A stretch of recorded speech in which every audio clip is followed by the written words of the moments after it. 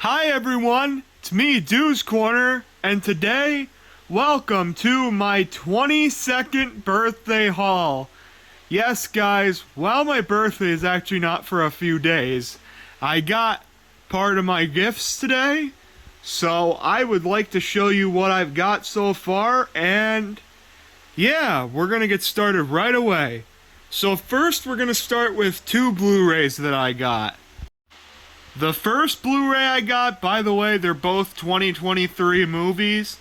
This movie came out in April, and it came out on Blu-ray in June. You probably know what it is already. It's the Super Mario Brothers movie. I've wanted to get this on Blu-ray for a while, but I finally got the chance to get it for my birthday, so that's really cool. Here's all the sides, and this is a really fun movie. It's not a perfect movie, but for a Super Mario Brothers movie, it's an absolute freaking blast to watch. So I enjoyed the heck out of this movie. Here's the Blu-ray. Here's the code, which by the way you can't take because I already redeemed that. Ha ha. And there's the DVD. I didn't redeem what was on the other side yet, so I am not going to give that to you guys yet. Alright, so I'm going to cut this now, and I'll show you the second one now, the second movie. The second film I got is also a 2023 film. This one came out to theaters in May and released on Blu-ray in August. It's Guardians of the Galaxy Volume 3. This is my second favorite movie of the year behind Across the Spider-Verse, and this film is awesome. Oh my god, I can't believe how well they concluded this trilogy. When I got out of the theater, when I first saw this, I had to argue if I liked this more than the original, and I've ultimately come to the conclusion of, no, I don't, but it's damn close. And this film was awesome. There's the disc, and once again, I already redeemed the code for a digital code, so ha ha ha. But there is another advertisement here for Disney Movie Club and stuff like that, so that's cool. Yeah, Guardians of the Galaxy Volume 3 is a friggin' awesome movie. If you guys haven't checked it out yet because you're so disappointed by modern Marvel Studios, then I highly suggest giving this film a chance. It's one of the rare exceptions for Marvel Studios modern movies for being amazing. Alright, next we are actually going to move on to the books, which today I got not one, not two, not three, but 7. I have 7 books to show you guys, so stay tuned for that. Okay, the first book I'm going to show is the only book that is not geography related. This is a cool book that shows you about the bird species of North America. My family and I have recently got into bird watching, which is really cool, and in our backyard we see a whole bunch of different kinds of birds and stuff like that, which are really cool. So this is a nice guide to have to tell you what basically birds that live around here. I live in the mid-Atlantic United States, so some of the birds you'll see in the Rocky Mountains you won't see around me, but this is a cool book. It shows all sorts of... There's cranes. I've seen multiple cranes on the back of the pond that I live by. Doves. I see doves almost every day. Let me show you what I saw. Is that a great gray? Yeah. I saw a great gray owl in the daytime on a tree at my grandfather's place, and it was freaking cool to see that. There's an eastern kingbird, which is cool. You got dippers, western bluebird,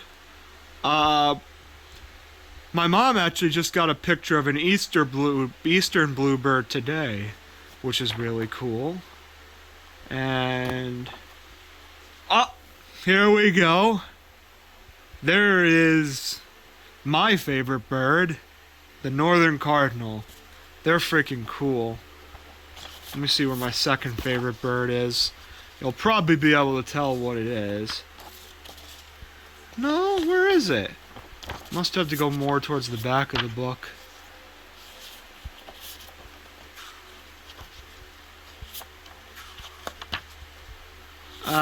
Anyways, it's a blue jay. Blue jays are so freaking cool. So that is a book about birds of North America. Now let's get on to the geography related books.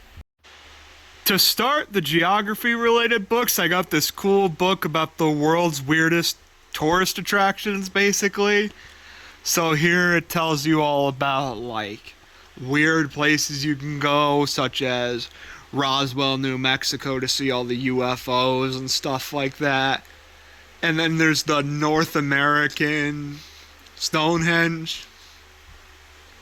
Oh yeah, there's those car statues. I believe they're in Nebraska, right? Carhenge. Yeah, that's cool. I've heard of that before. This is really cool. It tells you all about the different weird tourist attractions you can see. There's other parts of the world that you can hear about, but it's a lot of them are from the United States. But this is really cool. And the next geography related book is the big National Geographic book. I usually get these every year for my birthday. This year I got National Geographic second edition, Journey of a Lifetime, 500 of the world's greatest trips. This one is so freaking cool. So you got different types of boat trips. You got Eastern Caribbean cruise. You got Stockholm and Sweden. You have, these are a lot of boat cruises. Oh man, look at that. The Mangoki River in Madagascar, that's cool. That's the Michigan shoreline. I think that is that by Mackinac? Yes, it is. Mackinac Island is beautiful. And then you got here, which is a bunch of train trips. Love to do a train trip one day. That'd be freaking awesome. The Trans-Siberian Railway is cool. You can go on foot and you can... There's the Kahlua Trail. You have the Inca Trail, which is really cool in Peru. Peru's a beautiful country. Peru's probably my favorite country in Latin America. It's just so beautiful there. Great Wall of China is awesome. You have... Oh, here's some Australian stuff. Actually not. It's just a picture of Australia. You have just so much beauty. Some old churches. That'd be awesome. Some cuisine tours. This is just a bunch of trips you can go to, and it's freaking awesome. My ultimate goal in life is to travel big parts of the world.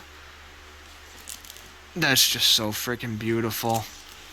Alright, so the last 4 books I got are actually part of one series. It's the Smithsonian Guides to Natural America. I got all 4 of these off of AbeBooks. And this is like a 15-16 book series. Spoiler, in part 2, you're going to see the rest of them because I got the entire rest of the series ordered. They just have to come. But these 4 came already, so I'll show you them. We're going to start with which one's on top, which is Central Appalachia, which is mainly talking about the states of West Virginia, Kentucky, and Tennessee. In terms of the eastern United States, this area is probably just, well, no. But it's one of the most beautiful areas in the eastern United States, especially West Virginia, which is freaking gorgeous.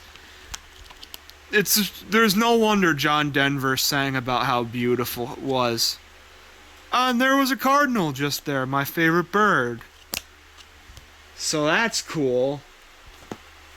And then we got the Great Lakes, which includes the states of Ohio, Indiana, Michigan, and Wisconsin.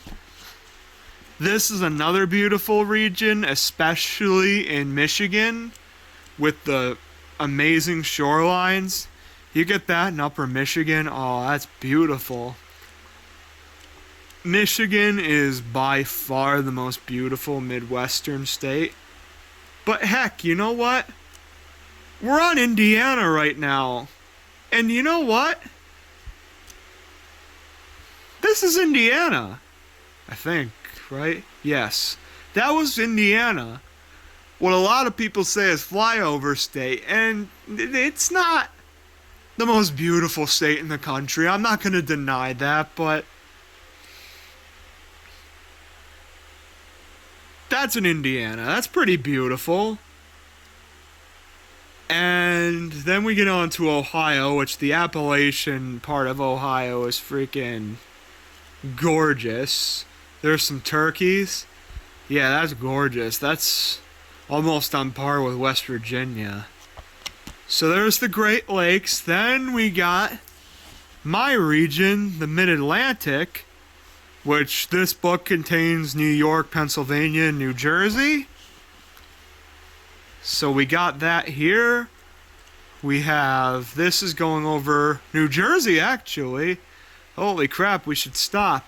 Yeah, northern New Jersey is where I live, so you see a lot of neat views there. Now we're on to Pennsylvania. This has... Pennsylvania is a gorgeous state, especially near the Delaware Water Gap. It's just so freaking gorgeous over there. And I think a big part of this book is New York State, though, and you can't deny New York is absolutely beautiful. Look at that. And that's in southern New York. That is freaking gorgeous. You know what? I think I drove past this. Yeah, that is beautiful. New York is an absolutely gorgeous state. Overall, it probably as a whole is the most gorgeous state in the Mid-Atlantic. It's really close between that and Pennsylvania. It's really close. I think the Delaware Water Gap might be the most beautiful spot in the Mid-Atlantic as a whole, in my personal opinion. But I think New York has more overall beauty to it, so I'd probably say New York is the most beautiful state in the Mid-Atlantic. Last is the most beautiful region, honestly, so far, and that is the Northern Rockies, Idaho, Montana, and Wyoming. What can I say? Let's look through this book and give you the views. Those mountains are super high. This talks about western Wyoming, which I personally think the western third of Wyoming is the most beautiful part of the lower 48. I don't think you can get much more beautiful than Hawaii and Alaska, but in the lower 48, western Wyoming, I think, is the most beautiful. Look at the different animals you can get. You will never ever see those bighorn sheep in New Jersey unless you go to a zoo. They're in the wild in Wyoming. Same with buffalo. Actually, there's a buffalo farm maybe about 45... There's a bison farm maybe about 45 minutes from where I live. But the nearest place to see wild bison near me is in South Dakota, so...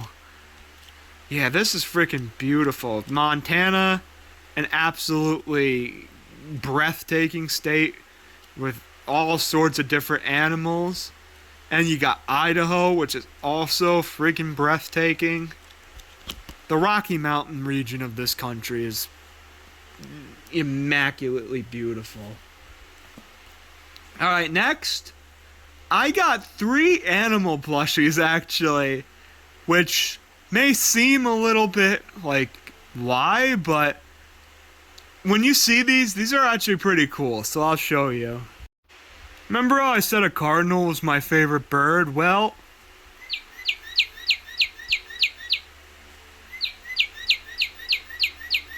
it is. And I got a little noise-making cardinal bird plush, which I think is really cool. And it's a I have a couple Wild Republic plushes already. Steve from GD Plush, which is the seal, is a Wild Republic plush. And then I got him a little friend, which is a Blue Jay.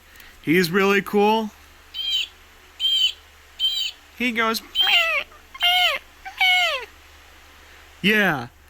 Ever since I started liking bird watching, I've wanted to get these little guys because I saw my mom got a red-winged blackbird plushie, and I thought that was so cool, and I wanted to get the Blue Jay and the Cardinal, which are pretty much tied for my favorite bird. But my favorite plush I got is my favorite animal, period. Well, no, my favorite wild animal, my favorite animal is a dog. But my favorite animal is a moose. And this is pretty freaking cool. This is a huge plush.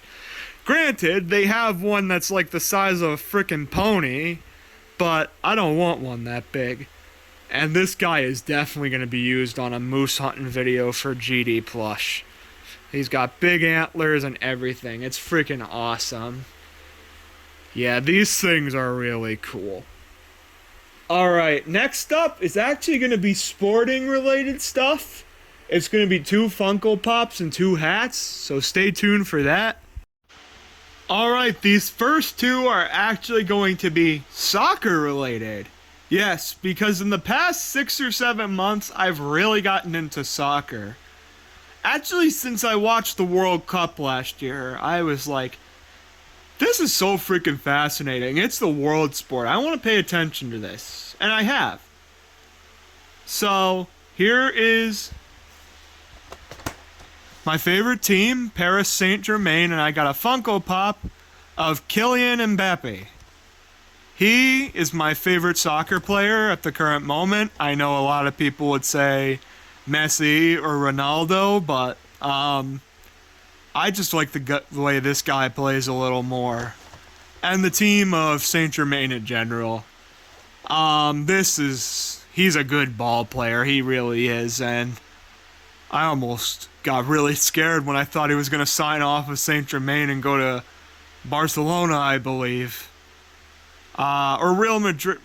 I don't know which team. Some team in Spain, but he was going to go there, and I was like, you got to stay in Paris. Come on. I just started following your team this year, and you're losing. It's like you're stabbing me in the back, just like CJ Stroud did when he left. He left Ohio State last year, which I'm not that butthurt about. I still am a huge Ohio State fan. I watched the first game on Saturday, and it was freaking awesome, but I'm glad they kicked the shit out of Indiana. But anyways, sorry to all the Indiana fans. Anyways, we're talking about soccer. He is such a good ball player, and I'm hoping they're a very successful team. And to go with that, we got a Paris Saint-Germain beanie. This is something I'm going to wear more in the winter time because right now it was 93 degrees today in September. So I don't think I'm going to be wearing this right now. Because it's a beanie, it's a wool hat, so. But I want to show my support to this team. They're awesome. But they'll never beat my favorite sports team of all time. Has been since I was a little kid, and I'm surprised they don't have as much as I actually do for them. Guys, I think you know, if you've been following me for a long time, I love the Toronto Blue Jays. It has been mine and my dad's favorite team since we were both little kids. And this has been my favorite sports team forever, probably over a decade and a half. So I got a Vladimir Guerrero Jr. Funko Pop, which is really cool. He is my favorite current player on the Blue Jays. His father was an awesome player. And yeah, I mean, how can you complain about him? He hasn't been having the greatest track record past dozen or so games, but you know what? I still think he's an amazing ball player. So I got that, a Vladimir Guerrero Jr. Funko Pop, and how about a Blue Jays blue ball cap to go with it? I've never gotten the actual blue cap. I've been wearing a gray Blue Jays cap since like 2016. So I finally got an upgrade and got a blue hat. And this is an awesome hat. I've been wearing it all day and everything. So you can't really complain that much about this awesome hat. I'll always love my Blue Jays, even when they're not the most successful team in the league. You know what? I suspect one day they'll win the World Series again, and I'm excited for when that day comes. Alright, the last part of this haul is going to be what I used to get every year for my birthday, and we're continuing this trend. My foreign candy box. What country is it this year? Well, you'll find out in 1 second. This year we got the Sakura box, which is a Japanese candy box. Yes, guys, this year we're going to be trying Japanese snacks, which is actually very common. A lot of people order Japanese snack boxes, and this year I finally ordered it. So this year we're going to be trying Japanese snacks for my birthday. So let's actually take a look inside and see what we got. It even comes with a manual for every snack you got.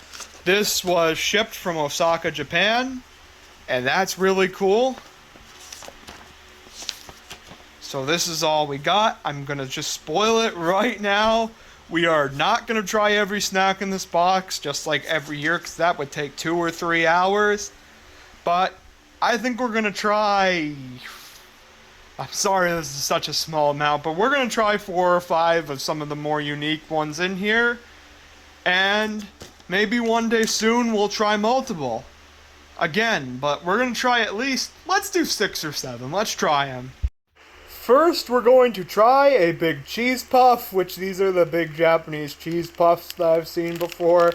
I've wanted to try these for a while, so let's get this open and try it out. Alright, here it is. Ready, guys?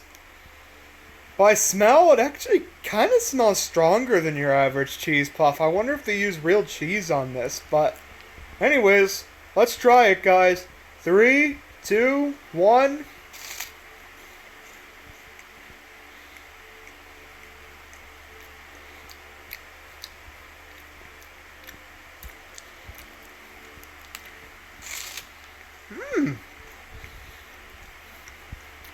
That is what it is. It's a giant cheese puff, basically. It's a bit sweeter than your average cheese puff, but I like that about it, so that's really good. Alright, we're 1 for 1 so far. That was good. Okay, next up, we're going to try some little cola candies right here. So let's see how these are. Okay, by smell. Ooh, they smell exactly like cola. Okay. So let's try one of these. These look like, I don't know, they kind of look like Whoppers. Not the Burger King Whopper, but the candy Whoppers. Anyways, let's try it. 3, 2, 1.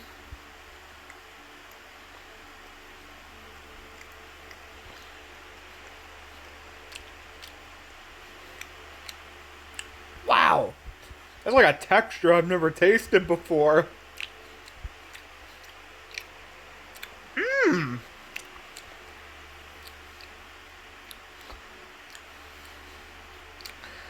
I guess That is weird. I don't know how to describe the texture. At first, I thought it was going to be like a Whopper, but it's really chewy.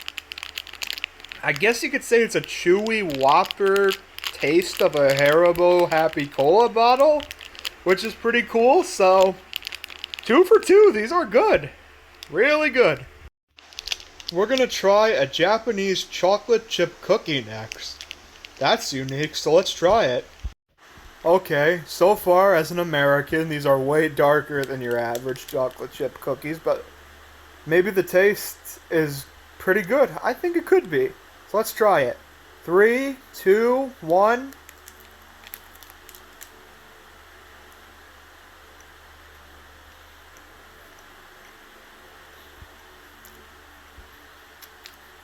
Pretty good. Yeah. Okay, Japan, you can do chocolate chip cookies too.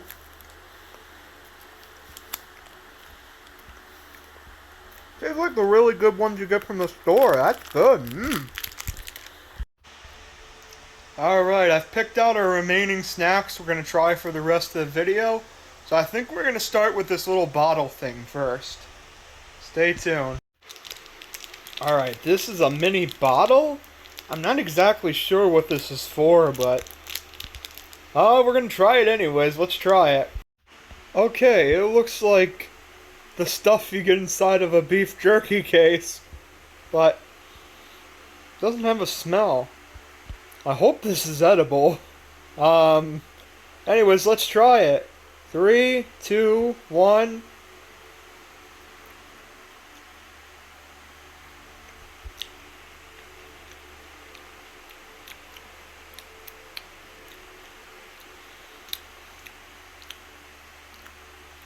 What's the flavor? I don't know. I don't even know what that is. It's like some really sweet powder thing.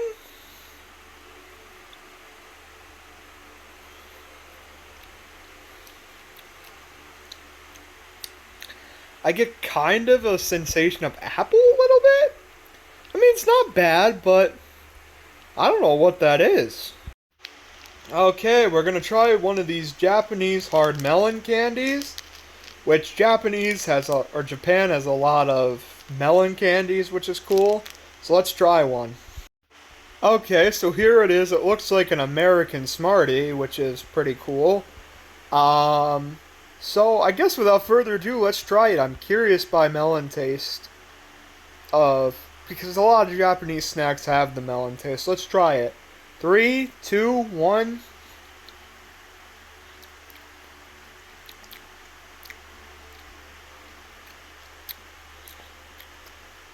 Yeah, that's certainly melon. Tastes a lot like honeydew. That's good. I like it. Okay, next we're gonna try this little strawberry marshmallow, which is cool. I think it's just gonna be a strawberry flavored marshmallow. Let's try it.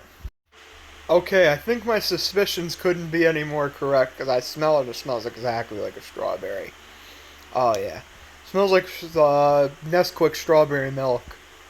Here we go. 3, 2, 1.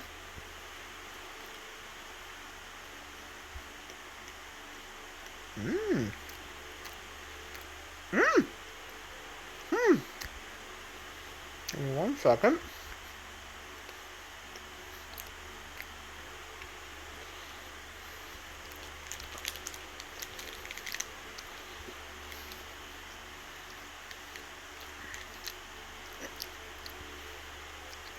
I didn't expect there's a little bit of strawberry powder in the middle of there.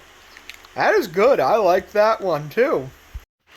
I don't know if this is supposed to be served with ramen or not, but these look like ramen chips, which is pretty cool. So we're going to try some of these.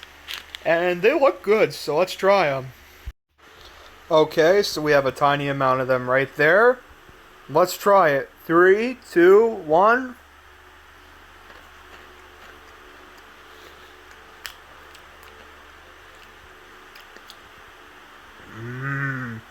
Wow, that might be seriously my favorite so far.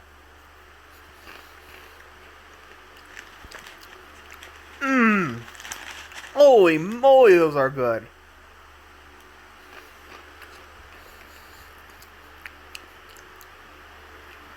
It's like a really, really, really good potato chip almost. Oh my, that one's good. We have one last snack remaining for today, guys, and that is, I'll actually get it right now, this fish thing. I have seen this all over the Japanese snack videos, and this is the one I'm the most excited to try. So we're going to try it today. Hopefully it's good. Okay, so it looks like it's kind of made out of a waffle cone, and there's like chocolate inside? I don't know. Let's give this fish a try. 3, 2, 1.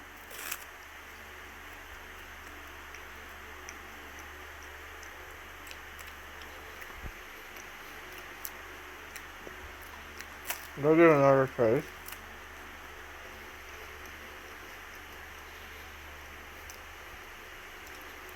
It's exactly what I thought it was. It's a waffle cone with some chocolate filling inside. It's good. It's good. But my favorite are those ramen chips. Oh my god. That is so good.